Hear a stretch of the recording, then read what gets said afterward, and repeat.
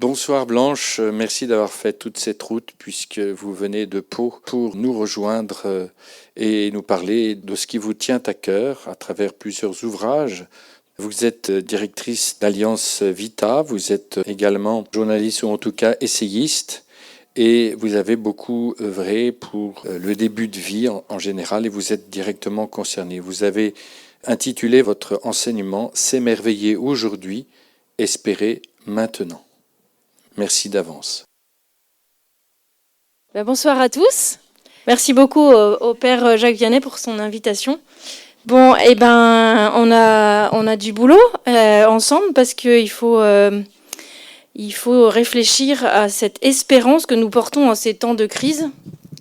Et déjà, au moment où on m'invitait à faire cette intervention, les temps étaient pas simples. Mais alors, depuis quelques jours, ça va pas mieux, hein, qu'on se le dise. Voilà, donc effectivement, c'est super de prendre le temps de réfléchir à l'espérance, et je suis frappée de voir à quel point notre monde est assoiffé d'espérance. Et c'est le thème que vous avez choisi. Il y a 2 jours, j'étais à Saint-Cloud, où la paroisse de Saint-Cloud lance l'année Espérance. Donc j'avais cette belle mission de lancer l'année Espérance de cette paroisse avec un philosophe qui est adorable, il s'appelle Denis Marquet. Voilà, il y a François-Xavier Bellamy, que vous connaissez sûrement, qui sort un livre qui s'appelle « Espérer ». Moi, ça fait des années qu'on me demande de parler de l'espérance.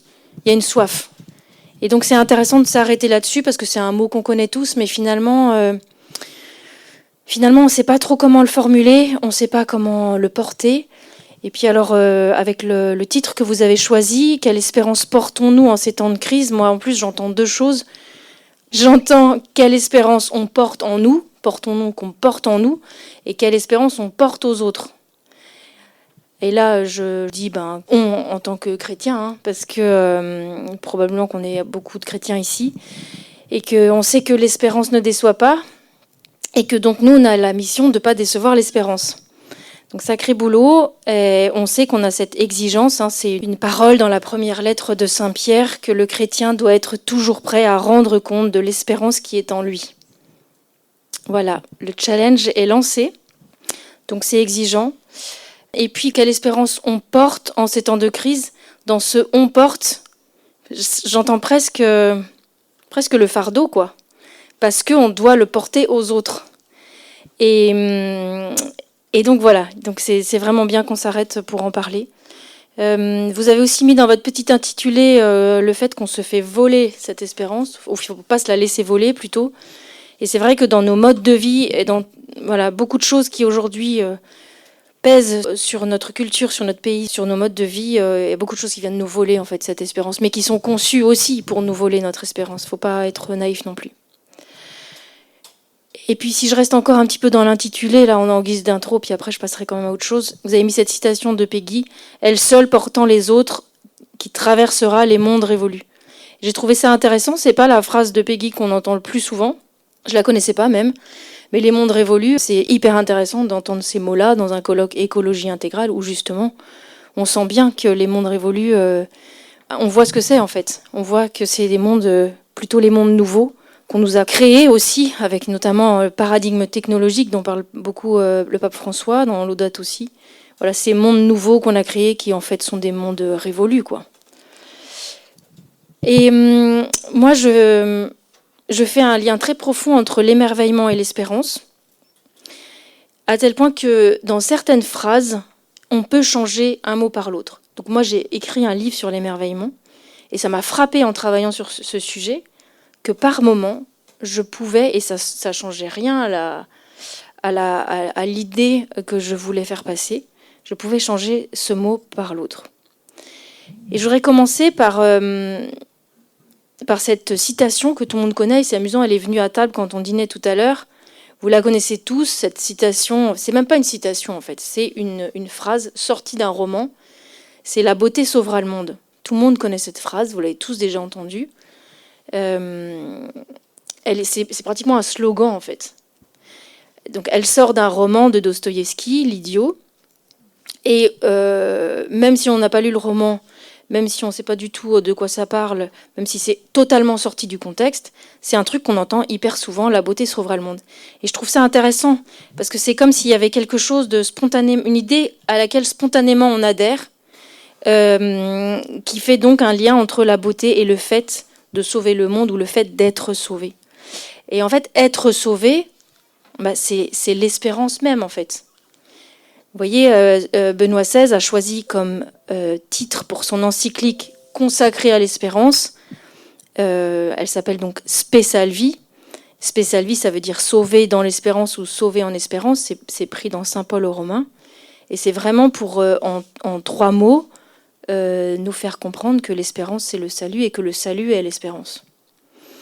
Et donc, l'espérance sauve.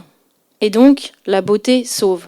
Donc on sent qu'il y a un lien très profond entre beauté, bonté, vérité, et puis le fait d'être sauvé. Et donc l'espérance, c'est le fait d'être sauvé, c'est l'essence même en fait de l'espérance. Donc c'est ce qu'on entend dans ce Spe Salvi.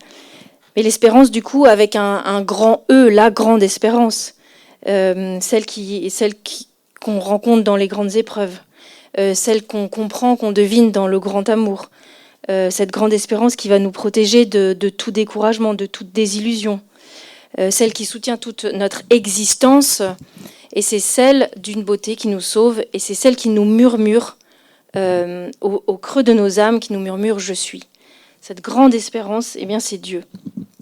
Et voilà, donc je trouve intéressant ce slogan finalement qui en lui-même fait le lien entre la beauté, le fait d'être sauvé.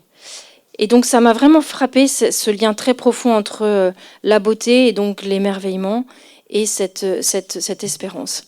Et en travaillant ce sujet, qui s'est invité à moi de manière assez étonnante, j'ai vraiment découvert plusieurs choses, et notamment donc ce lien que je viens un peu d'expliquer, mais dont je parle pas en fait. Ce que je viens de vous dire, la beauté sauve vraiment, je l'ai casé nulle part dans mon livre. Mais ce qui m'a vraiment frappé, et c'est comme ça du coup que j'ai construit mon plan, qui a l'air d'être un peu simplet comme ça, mais il m'a fallu des siècles pour l'accoucher, des semaines pour accoucher un plan. Et j'en suis hyper fière, donc vous allez l'applaudir, c'est sûr. Mais j'en ai bavé, mais vous allez voir, c'est très simple. J'ai fait 3 parties à mon livre. La première partie, elle s'appelle La merveille. Et donc la merveille, c'est toute une réflexion sur ce qu'est l'émerveillement, et je vais en parler. C'est pas du tout quelque chose de niais, bien au contraire. Et puis en fait, l'émerveillement nous met en mouvement, crée quelque chose.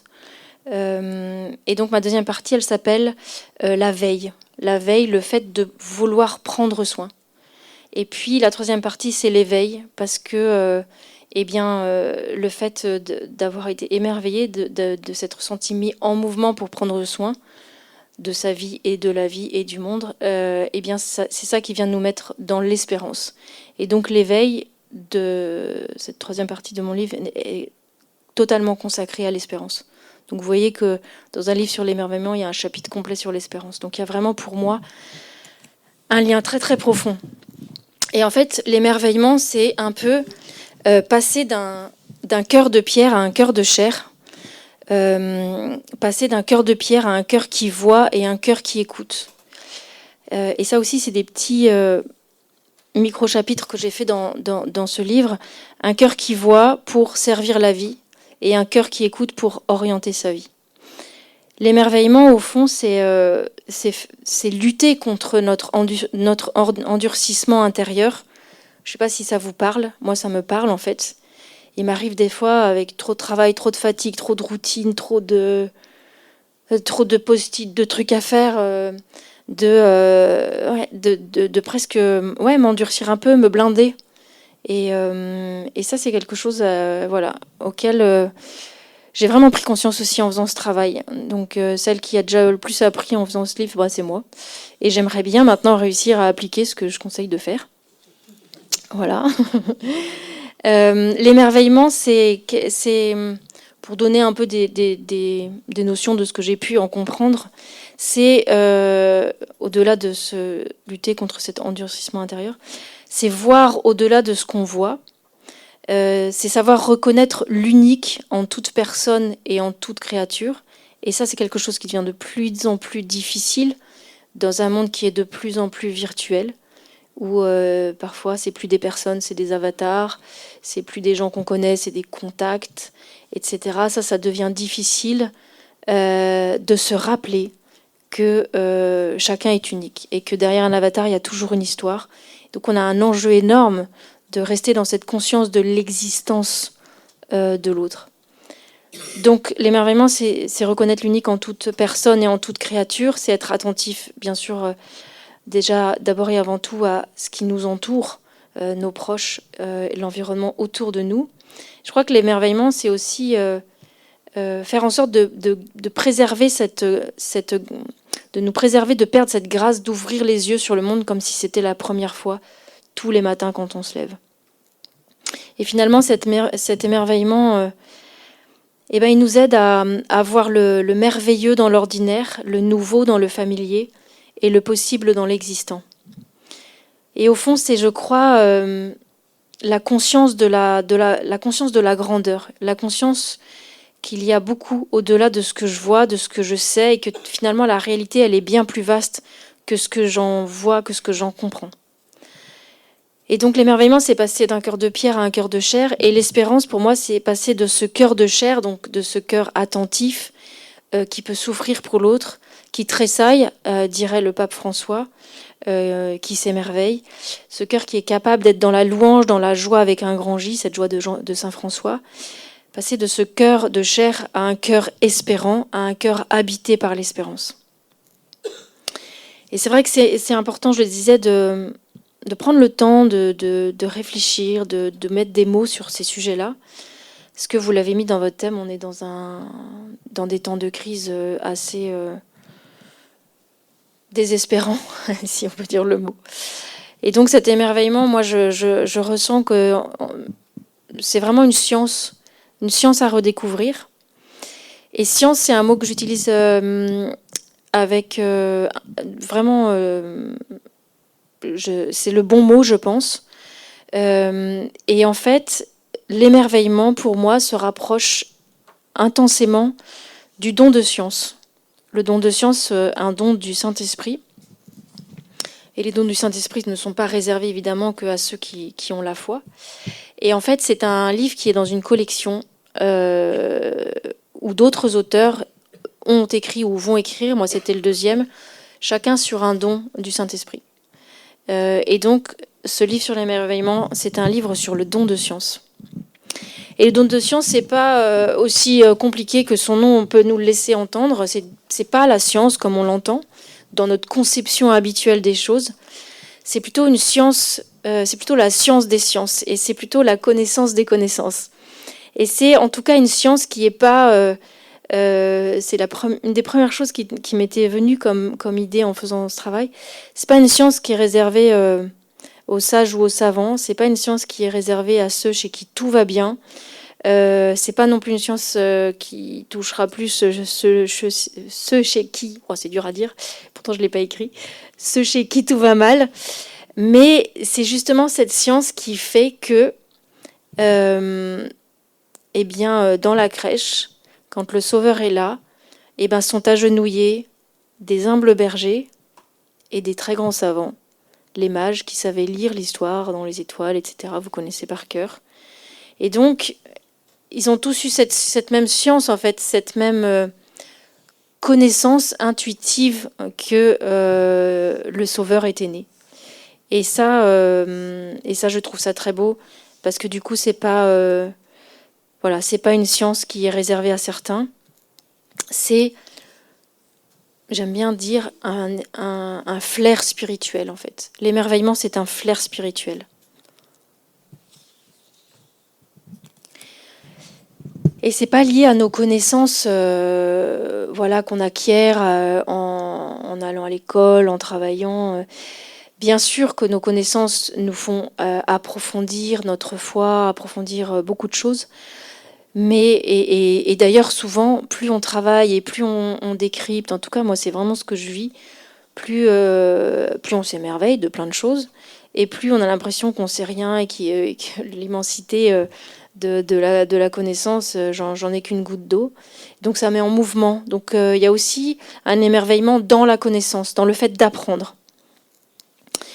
Et pour rester dans les exemples peut-être de personnes qu'on pourrait croire un peu vite simples, c'est intéressant de se rappeler que la Vierge Marie, elle est souvent venue parler aux enfants dans l'histoire ou aux personnes assez simples, Sainte Benoît Trancurel, non pardon, elle n'est pas sainte, Benoît Trancurel, Bernadette Soubirous, Jeanne d'Arc. C'était souvent des petites bergères qui parfois savaient même pas lire. Et en fait, quand on regarde les réponses qu'elles étaient capables de faire à ceux qu'on disait les sachants de l'époque, les politiques, les évêques, voilà, qui étaient bien plus instruits qu'elles, elles étaient animées vraiment d'une science qu'on pourrait dire surnaturelle. Et ça, je pense que c'est vraiment ce don de science, cette connaissance au-delà de la connaissance, cette intuition spirituelle, la grâce, bien sûr, l'Esprit Saint. Et donc, principalement lié, en fait, à leur ouverture à la grandeur, à cette conscience de la grandeur, à cette capacité à être à sa place ouvert à plus grand. Et je crois que c'est peut-être aussi ce que vivait saint François d'Assise dans son immense dépouillement. Il était tellement disposé à la grâce et à la rencontre et je pense à ce don de science que eh bien, il comprenait que tout dans la création nous parlait de Dieu, que chaque créature nous parlait de Dieu. Et ça, pour moi, c'est vraiment la connaissance des connaissances, c'est vraiment le don de science. Et je me suis mis comme petit exemple de Jeanne d'Arc. Je ne sais pas si vous connaissez cette... il y a plein de phrases, c'est des punchlines de Jeanne d'Arc, plein de phrases issues des minutes de son procès, comme celle-là qui est vraiment incroyable. Je ne sais plus qui c'est qui lui demande, si c'est Cochon ou je ne sais plus, qui demande à Jeanne, mais bien sûr pour la piéger, hein, Jeanne, croyez-vous que vous êtes en état de grâce?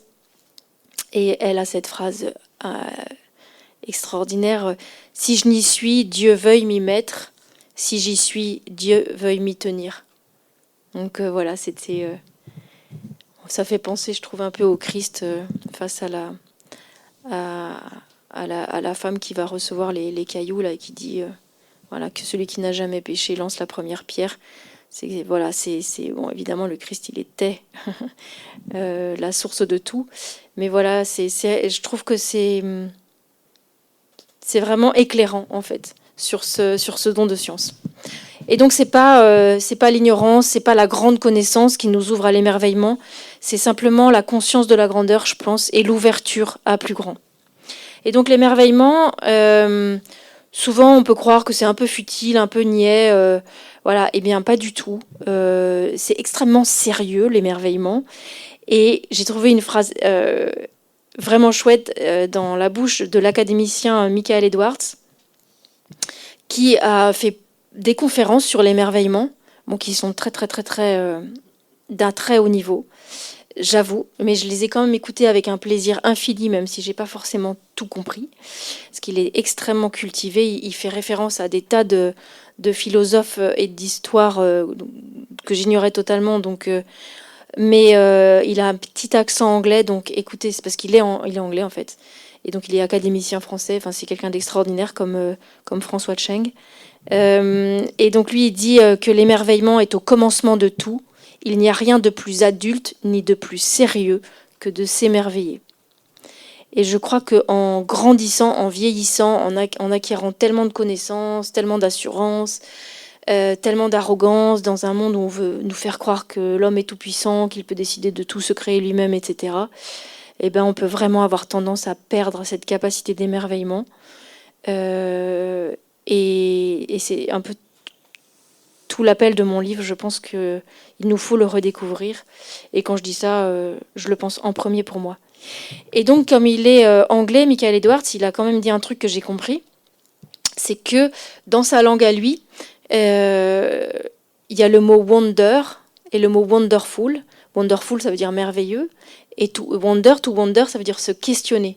Et donc, dans sa langue à lui, l'émerveillement, c'est déjà, le mot en lui-même est déjà un mouvement. C'est pas du tout un point d'arrêt, c'est un point de départ. S'émerveiller, c'est se questionner en fait. Et ça, j'ai trouvé que c'était vraiment intéressant. Et c'est vrai que l'émerveillement, c'est souvent au départ de beaucoup de choses. De l'art, de la culture, de la science aussi. Les grands scientifiques qui, il y a quelques siècles, ont commencé à se dire qu'il devait y avoir une intelligence dans ce monde, que peut-être il y avait des lois qui régissaient les mouvements des planètes, la vitesse de la lumière, toutes ces choses incroyables qui petit à petit ont été démontrées, vérifiées.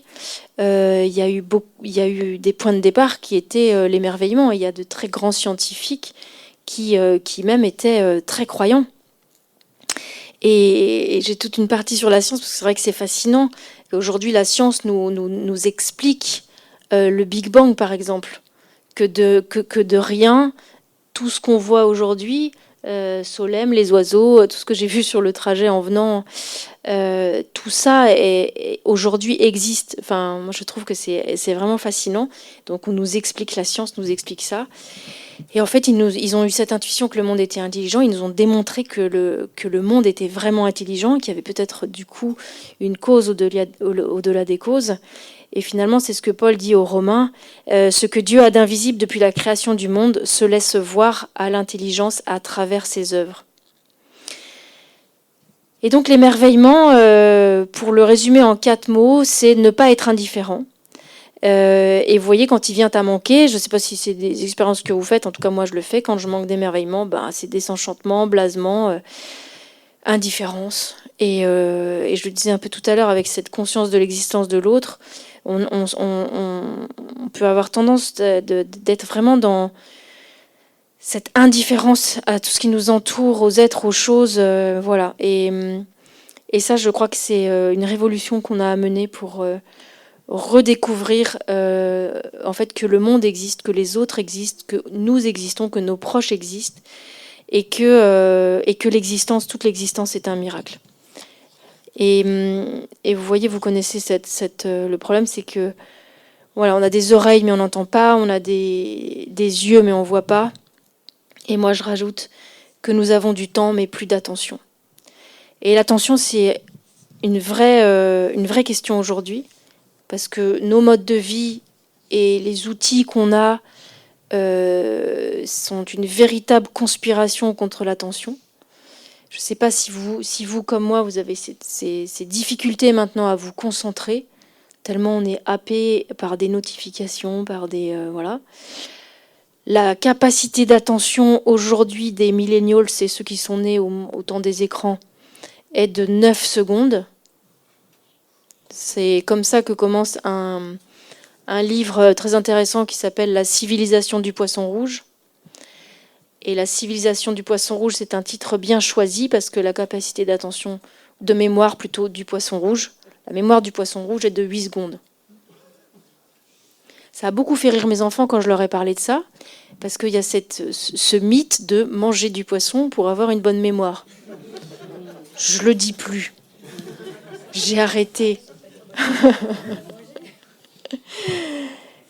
L'attention, c'est un vrai sujet. Il y a un combat à mener pour reconquérir. C'est un bien immatériel extrêmement précieux qu'on se fait voler. Et c'est vraiment préoccupant pour les jeunes, parce que comment on peut construire ses rêves, ses désirs, ses projets, et travailler pour les mettre en place quand on est constamment dans l'indifférence, happé par des choses qui n'ont pas d'intérêt. Je pense évidemment aux réseaux sociaux, etc. Et moi, je me dis, avec mon cerveau d'aujourd'hui, et cette attention si morcelée que j'ai, je sais que je ne réussirai pas à faire les études que j'ai faites. Aujourd'hui, moi j'écris beaucoup, je dois tout le temps écrire, vous l'avez dit, je suis obligée de me faire des bulles de concentration, mais des fois c'est extrêmement difficile Des fois, j'ai des temps où ça va tout seul, mais des fois où je vais mettre 3 heures à pondre un truc parce que j'aurais fait 1000 autres choses en même temps, parce que j'aurais pas été capable de me concentrer.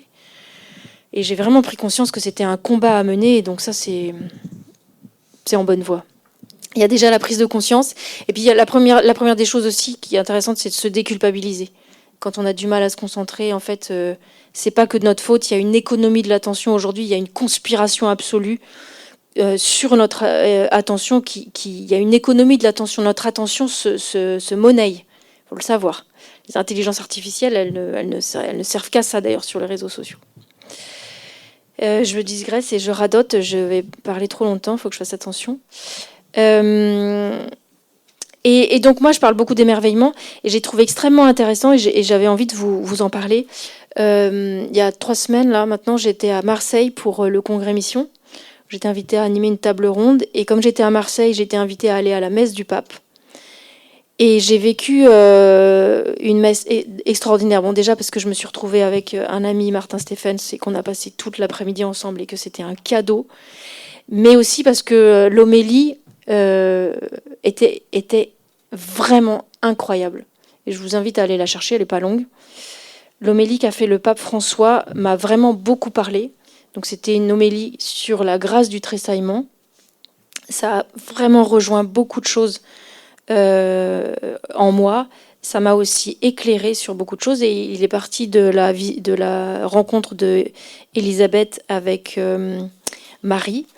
Donc vous savez, quand l'enfant tressaille en elle et qu'il y a cette prise de conscience, et il a fait toute son homélie là-dessus. C'était assez amusant aussi parce que tout au bout du vélodrome, en micro, il y avait Elisabeth Borne. Et donc, à côté, il y avait Macron, et qu'il y avait quand même un peu des appels du pied. Vraiment, vous allez voir écologie intégrale. Et puis si on veut le comprendre, problématique fin de vie. Et donc, voilà, on espérait, avec ceux avec qui j'étais, que ça tressaillait un peu. On les voyait pas, ils étaient trop petits. Hein. On ne sait pas s'ils ont tressaillé, mais en tout cas, c'était vraiment un événement intéressant. Et donc, je suis allée la rechercher, cette homélie, parce que vraiment, je l'ai trouvée chouette. Et vous savez la question de l'écologie intégrale, il n'est pas le premier à en parler. Hein. Benoît XVI en a énormément parlé, Jean-Paul II aussi. Mais lui, c'est vrai qu'avec Laudate aussi, avec le prénom qu'il a choisi, c'est vraiment... Et puis le dernier texte, dont j'ai oublié le titre... oui, voilà, la dernière exhortation, c'est aussi vraiment très fort sur tout ça. Donc voilà, comme c'est quand même aussi un colloque d'écologie intégrale et que ça parle finalement aussi d'émerveillement, j'ai trouvé que c'était très approprié. Il nous a dit « Dieu est relation et souvent il nous rend visite à travers des rencontres humaines, quand nous savons nous ouvrir à l'autre, quand il y a un tressaillement pour la vie de ceux qui passent chaque jour à nos côtés et quand notre cœur ne reste pas impassible et insensible devant les blessures de ceux qui sont les plus fragiles. Nos villes métropolitaines et tant de pays européens, comme la France, où coexistent des cultures et des religions différentes, sont en ce sens un grand défi contre les exacerbations de l'individualisme, contre les égoïsmes et les fermetures qui produisent solitude et souffrance. Tressaillir, c'est être touché à l'intérieur, c'est avoir un frémissement intérieur, c'est sentir que quelque chose a bougé dans notre cœur. C'est le contraire d'un cœur plat, froid, installé dans la vie tranquille, qui se blinde dans l'indifférence, qui devient imperméable, qui s'endurcit, qui est insensible à toute chose et à tout le monde, même au tragique rejet de la vie humaine qui est aujourd'hui refusée, à nombre de personnes qui émigrent, à nombre d'enfants qui ne sont pas encore nés et à nombre de personnes âgées abandonnées. Donc il fait le lien aussi avec la foi et avec ce don de s'émerveiller, puisqu'il dit face au mystère de la vie personnelle et aux défis de la société, celui qui croit connaît un tressaillement, une passion, un rêve à cultiver, un intérêt qui pousse à s'engager personnellement. Donc il fait aussi le lien entre l'émerveillement et l'engagement. Et moi, j'ai fait ce lien aussi entre le fait de s'émerveiller et d'avoir ce désir de prendre soin, de veiller au bien. Et ça, c'est tout le travail qu'on fait dans Alliance Vita. Donc mon vrai travail, en fait, si on peut dire. Et donc, ce mouvement est bien nourri, en fait, par l'émerveillement. Et je crois qu'en fait, on a vraiment ce désir de protéger la vie, de servir la vie, parce que d'abord et avant tout, on aime la vie et qu'on a conscience de la grandeur de la vie, du miracle de l'existence. Et finalement, les grands émerveillés vont aussi faire les grands indignés, peut-être. Et ceux qui vont vraiment avoir ce profond désir de transformer nos modes de vie, de participer à cette conversion écologique dont on parle, dont on a tellement besoin, et qui va au-delà de l'environnement, qui va aussi bien sûr surtout les sujets bioéthiques sur lesquels je travaille plus particulièrement, mais qui sont finalement, comme il le dit si bien, tout est lié en fait. L'humain sans l'environnement n'existe pas, on fait partie de l'environnement, on est l'environnement. On est, je ne sais plus lequel disait qu'on était des atomes, on était plein d'atomes d'étoiles. Ce qu'on mange, ce qui constitue notre biologie, on est en interaction. Hubert Reeves, j'ai entendu. Hein. Ouais. On n'existerait pas sans un environnement. Donc, c'est absurde d'opposer l'écologie humaine et l'écologie environnementale. Il n'y a pas à choisir l'humain contre la nature ou la nature contre l'humain. C'est vraiment tout est lié et tout s'embrasse et se résume dans l'écologie intégrale. Donc il y a un vrai enjeu à réveiller nos consciences pour l'admiration, pour le respect de la création jusqu'au plus petit d'entre les hommes dans le sein de sa mère. Et voilà, de grandir dans cette capacité à considérer toute chose en fait. Et je crois qu'il y a vraiment à repasser. On est beaucoup dans une culture de domination en fait, et il faut vraiment que on puisse œuvrer tranquillement avec nos petits moyens à refaire comprendre l'importance de regarder la création et toute vie comme un don en fait. Et là, j'avais pris un petit exemple. Moi, c'est quelque chose qui me frappe depuis quelques années. Je ne sais pas si vous avez remarqué, mais on n'arrête pas de dire profite. Profitez bien, profite tout. Il faut tout le temps profiter. Et en fait, moi, j'ai commencé à saturer de ces profiter. Et je me suis dit, mais pourquoi on fait ça, en fait ? Donc, j'ai écrit des choses là-dessus parce que ça m'a énervée. Et un jour, j'ai même entendu « profite bien de tes enfants ». Et je me suis dit « profite bien de tes enfants ». Le profit, c'est tirer profit. Alors bien sûr que derrière, ça veut dire passe des bons moments, protège ces moments. C'est beau, en fait. L'idée, l'intention, elle n'est pas du tout mauvaise. Mais en fait, il y a une injonction à profiter tout le temps. Et moi, ça a commencé à m'énerver, en fait. Et du coup, et je trouve que peut-être on manque de mots parce que, par exemple, tout à l'heure, j'étais dans l'avion et puis je voulais dire à mon mari, comme il est tout seul avec notre deuxième garçon, il y en a un autre qui est en ce moment sur les planches de la Dame de Pierre pour sa première. Donc voilà, pense à lui. J'avais envie de lui dire, passe des bons moments et donc j'étais là. Je pouvais pas le mettre, profite. Donc j'étais bien embêtée parce que je vous ai dit que j'essaye d'appliquer ce que je dis. Donc j'étais bien embêtée. Donc j'ai tourné autour du pot mon SMS pendant un petit moment. Je sais plus ce que j'ai fini par mettre, mais j'ai pas mis profite. Voilà. Et voilà, ça m'a interrogée. Et je pense que c'est assez délétère de considérer qu'il faut tout le temps profiter des choses, des temps, des objets. Voilà. Mais c'est aussi parce qu'on n'a plus le temps de rien, en fait, et que on a l'impression que tout nous échappe.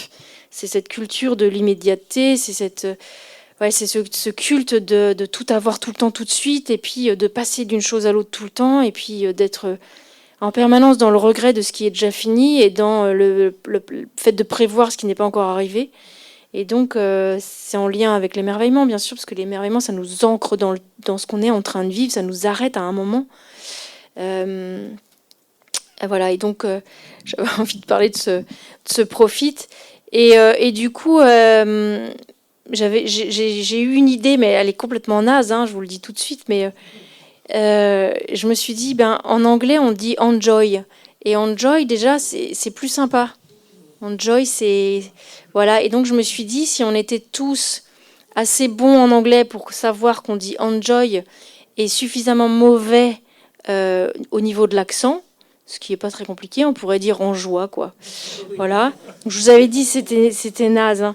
Mais en fait, On peut essayer peut-être de remplacer nos profites par des réjouis-toi. Ah bah c'est ça que j'ai dû lui écrire. Tiens. N'oublie pas de bien te réjouir. Voilà, bon, c'est des petites choses, mais voilà, je me suis dit que j'allais vous proposer des petites choses pratiques, si ça vous intéresse. Et il y a 2 jours, donc je faisais une conférence avec, enfin une table ronde avec un philosophe qui est vraiment chouette, il s'appelle Denis Marquet. Je ne sais pas si vous le connaissez, je reconnais que je ne le connaissais pas avant, mais maintenant je vais le suivre. C'est un gars étonnant, il est romancier aussi. Il a écrit un thriller. Son premier livre, c'est un thriller un peu existentiel qui a été quand même un best-seller de Albin Michel, traduit en 8 langues et tout. Donc c'est vraiment quelqu'un. Et donc c'est un philosophe chrétien. Et donc il a vraiment des belles pensées sur l'espérance. Et notamment, il a donné une punchline. Voilà, des gens qui demandaient très concrètement des petits. Voilà, il a dit c'est simple. En fait, il faut pour être dans l'espérance, il faut s'abandonner tout le temps à Dieu. Il faut le laisser agir dans nos vies. Et donc, il a eu cette phrase qui se dit tout le temps à lui-même quand c'est moi, ça merdoit. Et donc, quand on veut tout faire par la force des choses, bah voilà, ça devient difficile. Et donc, j'ai vu que ça plaisait beaucoup. Tout le monde a noté. Là, c'était très attentif. Tout le monde a noté quand c'est moi, ça merdoit. Donc, je lui laisse la paternité de cette phrase pratique. Et je vous la transmets. Voilà. Je pense qu'il y a à redécouvrir aussi la notion de sacré.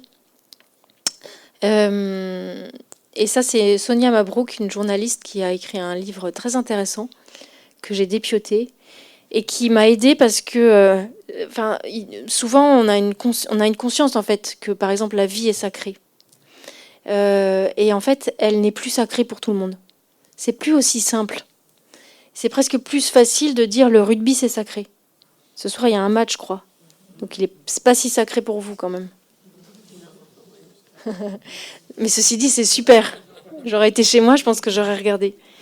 Et c'est pas faux en fait. C'est pas ce soir ? Non mais si, il y en a aussi un ce soir. C'est demain, oui, bah je serai dans le train en plus. Demain c'est la France. Ouais. Je serai dans le train, c'est bête. Mais c'est pas faux en fait que le rugby c'est sacré. En fait, le sacré, c'est pas forcément le religieux. Le sacré, elle l'explique bien. Moi, ça m'a fait du bien de l'entendre. En fait, le sacré, c'est ce qui fait vraiment communion, ce qu'on reconnaît d'emblée comme étant une source de respect, une source de limite aussi, quelque chose qui a une grandeur suffisante pour qu'on ait envie de le protéger et qui fasse sens à tous en fait. Donc bien sûr que la vie est sacrée, ça paraît évident à tout le monde, mais en fait, c'est pas parce que nous avons la foi, c'est pas parce que nous sommes chrétiens que nous pensons que la vie est sacrée, même si bien sûr elle nous donne de comprendre son caractère unique et précieux, mais en fait, si on réussissait à mieux reparler de cette notion de sacré, je pense qu'on aurait déjà plus de langage commun avec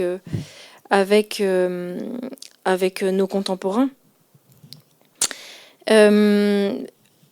Donc j'ai plus parlé d'émerveillement que d'espérance, mais dans mes petites clés que je peux vous partager sur comment nourrir son espérance et comment aussi nourrir sa capacité d'émerveillement, je pense que la première chose à faire, c'est de faire mémoire de moments où on a vécu un émerveillement, où on a vécu une profonde espérance pendant une épreuve ou quoi que ce soit. On connaît tous l'émerveillement, on connaît tous l'espérance. Et donc, en faire mémoire, je pense que c'est pouvoir s'appuyer dessus aussi pour se dire c'est là, en fait. Et vraiment, moi, ce qui nourrit beaucoup, beaucoup, beaucoup mon espérance, c'est de voir l'action de Dieu, en fait, dans ma vie au quotidien. Chaque fois que je me sens vraiment habitée d'espérance, c'est quand je perds pas de vue, bon déjà la prière, mais aussi cette conscience en fait que Dieu est à l'œuvre dans ma vie et dans la vie de tout le monde et que la grâce est à l'œuvre en fait. et que la grâce passe par les autres. Et quand on est un peu attentif à ça, la moindre chose devient vraiment importante. Ce que nous dit l'autre devient vraiment important. Moi, j'ai été frappée un nombre de fois incalculable, ou dans des endroits comme ici, où je vais avoir 2-3 phrases avec certains, avec les uns les autres, sans parfois savoir le prénom, sans parfois m'en rappeler la seconde d'après. Je vous demanderai pardon si ça vous arrive. Petit problème de mémoire et d'attention. Mais d'être frappé à quel point parfois des choses que des inconnus me disent sont des choses que j'avais vraiment besoin d'entendre. Il m'arrive d'écrire des tribunes de 4 pages sur une parole que quelqu'un m'a dit, parce que ça a ouvert une compréhension, une idée. Voilà, je suis vraiment émerveillée de voir à quel point la grâce est à l'œuvre, passe les uns par les autres. Et j'ai une anecdote là-dessus que je trouve amusante, même si elle me rend encore une fois ridicule, mais c'est pas grave. Un jour, il y a quelque temps, je vivais un truc un peu difficile avec quelqu'un, un conflit en fait, et où j'avais vraiment ma part de responsabilité, c'est évident. Et j'arrive à la messe un dimanche soir, j'y étais pas allée le matin, je sais plus pourquoi.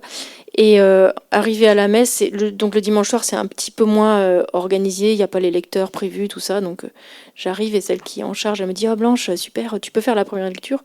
Oui, d'accord. Je vais m'asseoir. Je commence à lire la première lecture, histoire de l'avoir lu une fois sur mon téléphone. Puis là, elle arrive, elle me donne un papier, elle me dit c'est pas celle de la lecture d'aujourd'hui, c'est spécial parce que je sais plus quoi, j'ai rien compris. En lien avec notre paroisse ou notre diocèse, enfin voilà, c'était particulier. Elle me donne le papier. Et je le lis, et là, je me prends une claque. C'était vraiment une claque, en fait. C'était une parole ça vous arrive peut-être des fois. Saint Paul, il est fort pour ça, d'ailleurs, mais c'était pas Saint Paul, là, pour nous envoyer des bonnes petites claques. Et là, mais j'étais cramoisie de honte. Vraiment, il y avait en mots la responsabilité que j'avais dans ce conflit avec cette personne. Et je me suis retrouvée, du coup, à aller lire ça devant tout le monde. Évidemment, personne ne le savait. Mais c'était pas la petite claque dans un petit coin en tombant sur ça. Non, là, c'était vraiment... Donc c'était quand même vraiment drôle, mais Dieu est vraiment bon aussi, parce que voilà, par son action, il sait faire en sorte qu'on se prenne des claques, mais bon, personne ne l'a su, la personne qui m'a fait lire, elle l'a pas su, et puis je retourne à ma place, et puis je dis à mon mari, t'as entendu ce que je viens de lire? En me disant, il va en remettre une couche, quoi, il va se foutre de moi. Et là, il me dit, mais non, mais j'ai rien écouté, il s'est passé je sais pas quoi, j'ai rien entendu, t'as dit quoi? Oh, je te passerai le papier. Bon, mais je l'ai perdu. Non, mais c'est drôle. Et en fait, tout ça pour dire que en fait, Dieu est vraiment bon. Et vraiment, la grâce est à l'œuvre dans notre vie. Et pour des choses bonnes aussi. Hein. Cette claque, elle était bonne, en fait. Hein. Voilà, j'en avais besoin. Et voilà, et ça passe beaucoup par les autres. Et ça, moi, ça m'aide beaucoup à nourrir mon attention. Mon attention aux autres, à ce qu'on... Voilà, je note tout le temps plein de trucs. Donc on me dit des choses, voilà, comme je me rappelle de rien. Mais vraiment, voilà, j'avais envie de vous partager ça, parce que ça nourrit beaucoup mon espérance de savoir que Dieu est à l'œuvre dans nos vies, mais au quotidien. Il nous promet pas seulement la vie éternelle, hein, mais il est à l'œuvre dans notre vie aujourd'hui. Et puis, pour nourrir son espérance et pour pas se la faire voler, c'est ce qui est dans votre... moi, je crois qu'il y a quand même une écologie aussi de ce qu'on fait, où est-ce qu'on met notre attention, de quoi on se nourrit, en fait. Et vous voyez, moi, j'ai besoin d'être sur les réseaux pour faire un peu de veille et tout ça, mais c'est affreux. Quand j'ouvre Twitter, en 5 minutes, j'ai plus le moral, quoi. Alors... je distingue avoir le moral et l'espérance. L'espérance, on ne se la fait pas voler comme ça non plus. L'espérance, c'est quelque chose de très profond. L'espérance, c'est Dieu. Donc, mais par contre, le moral et tout ça, ce qui est plus fluctuant, ben, c'est dur de le nourrir quand on fait que de lire des mauvaises nouvelles, quoi. Et il y a des vraies raisons de désespérer du monde quand on regarde ce qui se passe.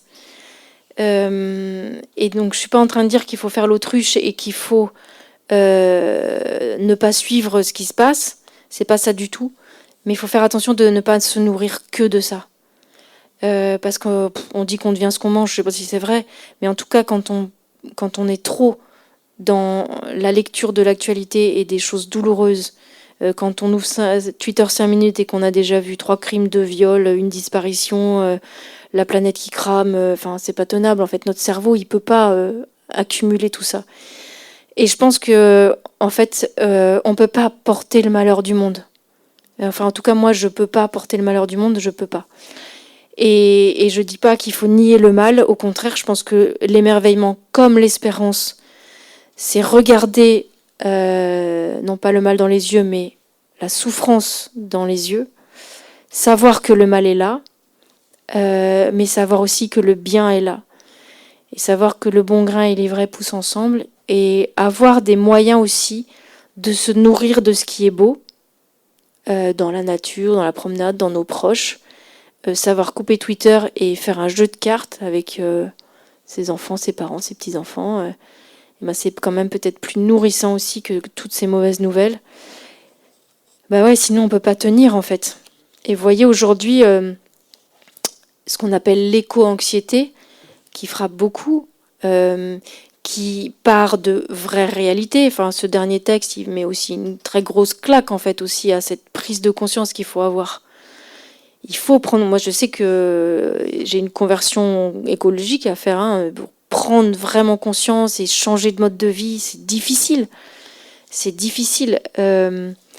Et pour autant, savoir tout ça et essayer de se convertir, de changer tout ce qu'on peut dans notre quotidien, etc., ça peut se faire aussi que si on a une énergie positive, en fait, que si on est... que si on reste dans cette espérance et dans cet émerveillement, parce que en fait, on voit quand même des personnes qui sont tellement anxieuses et paniquées qu'elles n'arrivent plus à rien faire, qu'il y a il y a chez les jeunes cet éloignement du désir d'enfant, par exemple, qui n'est pas que lié à ça, mais qui est une des raisons aussi, quand même. Cette peur de l'avenir. Moi, j'ai été frappée de discuter avec... vous savez, on dit que les jeunes, on n'arrive plus à s'engager. Bon, j'aime pas les généralités, mais il y a quelque chose de vrai quand même dans le fait que c'est plus difficile aujourd'hui. On le voit bien. Moi, quand j'étais jeune, quand j'étais en fac, le Graal en sortant des études, c'était d'avoir un CDI. Aujourd'hui, pas du tout. Il faut surtout pas avoir un CDI aujourd'hui. Il faut avoir des CDD. Comme ça, on peut changer si on n'aime pas. Comme ça, on peut avoir des indemnités. Comme ça, on peut s'arrêter 6 mois entre 2 CDD et partir en vacances, se reposer, etc. Ça, c'est une vraie réalité. C'est pas tellement d'ailleurs un problème d'engagement, mais c'est aussi un problème d'épanouissement, de plein de choses. C'est compliqué. Mais il y a quelque chose qui m'a éclairée, et je sais plus qui m'a expliqué ça, mais il y a aussi une réalité, c'est que les jeunes ont tellement peur de l'avenir, ils arrivent tellement pas à se dire qu'ils vont vieillir, que mettre de l'argent de côté ou avoir un CDI ou effectivement économiser pour plus tard s'acheter une maison ou quoi que ce soit, en fait ils ont tellement du mal à se projeter qu'en fait c'est plus profiter quoi, avoir des vacances, avoir vraiment qu'un boulot qu'on aime, etc. Et donc ça m'a converti un peu mon regard aussi sur le fait que c'est aussi beaucoup par rapport à ces inquiétudes face à l'avenir et à cette incapacité de se dire je serai vieux quoi. Donc c'est triste. Enfin voilà. Tout ça pour dire que il y a vraiment cette question de l'émerveillement, elle est aussi dans cette énergie qu'on a envie d'avoir pour pouvoir changer les choses, parce qu'en fait dans la déploration, dans la désespérance, dans le repli, on peut rien faire. On désespère et on peut rien faire. Et puis je pense, en tout cas dans ce livre-là, j'ai mis dans la partie sur l'espérance, j'ai mis des belles figures d'espérance avec des beaux témoignages, des beaux testaments qu'ils nous ont laissés, et notamment Etty Elissoum, je ne sais pas si vous la connaissez, elle est extraordinaire. J'ai mis des morceaux d'Etty Elissoum dans ce texte. Donc, c'est une jeune juive qui est morte à Auschwitz et qui a écrit des choses sur la beauté aussi. Et donc c'est des personnes qui en fait ont vécu dans les pires ténèbres qui soient imaginables et qui désespéraient pas du monde, qui désespéraient pas de Dieu, et qui ont laissé des paroles qui sont extraordinaires. Donc voilà, on peut retrouver aussi dans son livre, ça s'appelle Une vie bouleversée, ou sur Internet, on trouve plein de ses textes.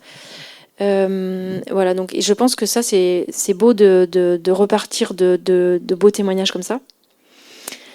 Et puis, voilà, dernière petite chose peut-être, c'est la question de s'accrocher à la grâce.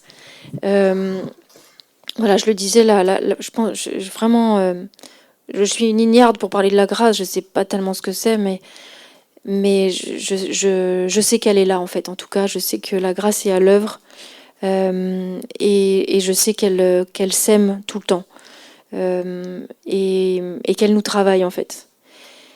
Et voilà, et pour moi, il y a une parole que j'aime énormément, c'est du Saint Paul aussi, c'est ce qui termine mon livre, et qui termine du coup mon petit blabla là. Ça me parle particulièrement parce que là, j'ai pas parlé de mon histoire personnelle, mais moi j'ai une histoire personnelle compliquée par rapport à la maternité. Et donc le mot stérile pour moi me déchire toujours les entrailles. Et donc cette parole que j'ai reçue un jour, elle m'a vraiment rejointe personnellement. Et c'est quelque chose que je me redis, peut-être pas tous les jours quand même, mais assez souvent. Et cette parole, c'est celle-là. Mais ce que je suis, je le suis par la grâce de Dieu. Et sa grâce venant à moi n'a pas été stérile. Je me suis donné de la peine plus que tous les autres. À vrai dire, ce n'est pas moi, c'est la grâce de Dieu à travers moi. Et voilà. Et moi qui travaille beaucoup et qui ai vécu cette question de la stérilité, ça me parle beaucoup. Cette grâce qui est à l'œuvre en nous, qui nous fait travailler. Je me suis donné de la peine plus que tous les autres. À vrai dire, ce n'est pas moi, c'est la grâce de Dieu avec moi. C'est un peu le « aide-toi, elle t'aidera », mais c'est quand même plus joliment dit là. J'espère que vous serez d'accord avec moi. Et voilà, et c'était avec ça que j'avais envie de finir ce petit blabla. Si vous avez des questions, voilà, j'espère que je vous ai converti sur l'émerveillement. Déjà, c'est un joli mot, en fait. Vous trouvez pas ? Moi, il y a des mots que j'aime beaucoup. J'aime beaucoup le mot libellule. Et j'aime beaucoup le mot émerveillement.